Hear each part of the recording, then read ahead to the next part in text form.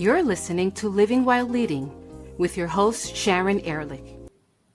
Welcome to the Living While Leading podcast. I'm Sharon Ehrlich, a performance and empowerment coach. I specialize in helping high-performing professional women gain control over their careers and lives so that they can own the room. Today's episode, we're going to discuss a deeply personal and professionally challenging topic, and that's navigating pregnancy and career transitions. Whether you're an expecting mom preparing for maternity leave or a returning mother balancing work and new childcare responsibilities, these changes come with unique challenges and often some uncomfortable conversations. But don't worry, you're not alone. In this episode, I'll explore common hurdles, share effective communication strategies, and offer practical advice for setting clear expectations. We'll also talk about tough discussions about maternity leave and returning to work. So grab a cup of coffee and stay tuned, because I'm here to empower you with the tools and insights to navigate this journey with confidence and clarity. If you'd like to have a transcript of this episode, then please visit livingwhileleading.com/53. I recently bumped into a young woman who participated in an online workshop I had delivered years ago. She had with her a newborn who was absolutely adorable. Naturally, she was happy with being a new mother. My being a coach, I was very interested in asking questions about how she was dealing with motherhood, but I was also very curious about how she had planned to transition back to work. What she said to me was quite startling. She shared with me that she had never had a direct discussion with her manager about her leave. When I started to dig a little bit deeper, I asked her, well, did your manager ever confront you and try to engage you in a conversation about this? And her reply was that her manager felt uncomfortable. So neither of them engaged in this conversation. It was really clear to me that this mother, who is a professional woman, who heavily invested in her education and her professional training, was disturbed by the uncertainty of her situation. But let's take it a step further. There was also a team that had a missing individual contributor who was not part of work. There was no line of sight into when she was coming back to work. And there are so many reasons why having a discussion about maternity leave is essential, not only for the person who's going on leave, but for the people who are leading the team that person is part of. Discussing maternity leave plans allows both the employee and the manager to prepare for the transition, ensuring that projects and responsibilities are appropriately managed during the leave. This planning helps identify any potential gaps or needs for temporary coverage, reducing stress for both the employee and the team. Open communication helps set clear expectations regarding the duration of the leave, the employee's availability, if any, during this period, and the anticipated return to work date. This clarity prevents misunderstandings and helps both parties plan effectively for the future, fostering a sense of trust and cooperation. Early discussions about maternity leave can help identify any accommodations or support the expected mother might need both before and after the leave. This could include flexible working hours, modified duties, or a phased return to work.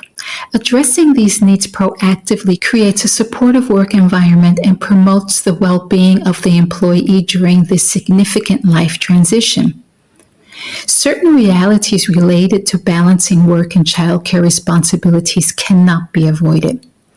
You won't get through any day as a new mother without having some sort of time management system in place and setting daily priorities. You'll also realize quickly that even with all the planning in the world, the unexpected could derail everything. To get through this phase of your life, you'll have to ask for help and learn to delegate.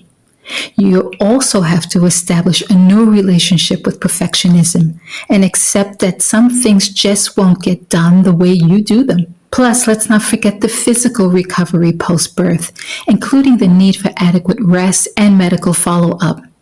Some women may experience emotional challenges such as postpartum depression, anxiety, and the common feelings of guilt or inadequacy that new mothers may experience. I can tell you, as a new mother, I definitely felt inadequate the first 3 months after my child's birth. For some new mothers, the feeling of overwhelm might be a constant companion. In some cases, professional help may be needed. If there's one thing I could say, it's the importance of self-compassion during this transitional period. If you're a leader, it's important to be flexible and understanding in accommodating these new responsibilities. Let's spend some time reviewing some best practices for communication. If you have direct people management responsibility, establish a supportive environment that values open communication and be proactive in initiating conversations about maternity leave and return to work plans. This will ensure that employees feel valued and supported. Inform yourself about your organizational maternity leave policies and practices, flexible work arrangements, and any employee support programs. If you're planning on going on maternity leave, take responsibility for communicating your needs and concerns clearly and assertively. Prepare for conversations about adjusting workload, requesting flexible hours, or working remotely. Take time to understand what programs exist within your organization and engage with colleagues who recently returned to work. Listen to their stories and learn from their experiences. Document discussions and agreements with your manager to ensure clarity and follow through. Thank you so much for tuning in. If you're enjoying today's episode, I'd love for you to join my mailing list. It's the best way to stay updated on my latest podcast and receive exclusive content through my newsletter. Sign up at livingwhileleading.com/subscribe and never miss an update. This is the point in the show where I say if you've listened this long, then probably we should be connected on LinkedIn. Why don't you send me a message with a connection request and tell me that you found me on the podcast?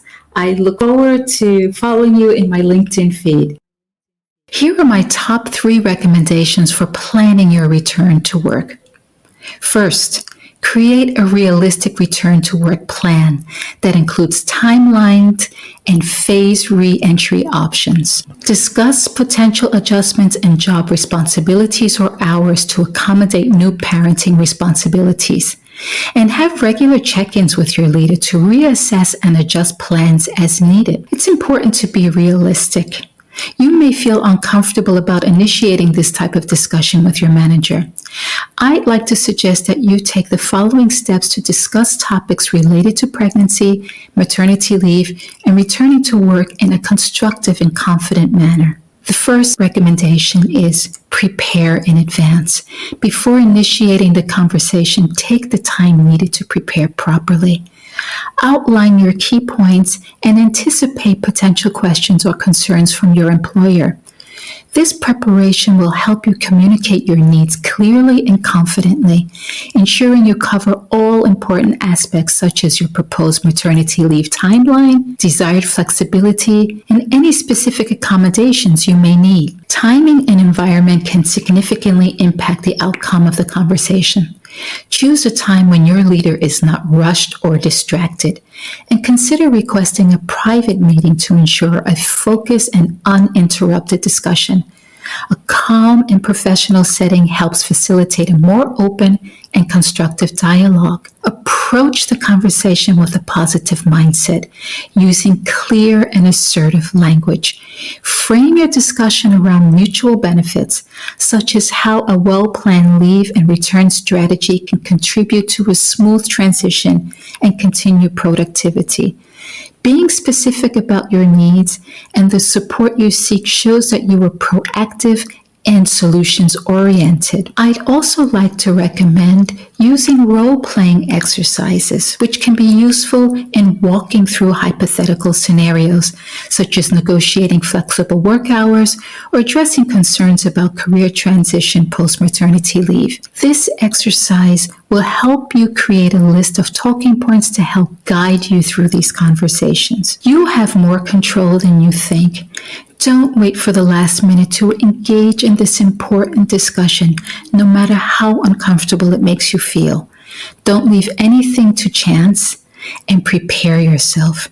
Empower yourself and advocate for your needs. If you're a leader, ensure a supportive workplace culture for your team. I'd love to hear your stories on how you manage your maternity leave and re-entry to the workplace. Please feel free to send me your feedback. I think it's important for us all to create a community of shared experiences and support. So don't keep your stories to yourself. Thanks for listening. Feel free to reach out to me if you think you need a thinking partner to support you with planning your career transition after having a baby. If you found this episode helpful, share it with a friend. Remember, you're the solution to claiming what's important to you. Thanks for listening today.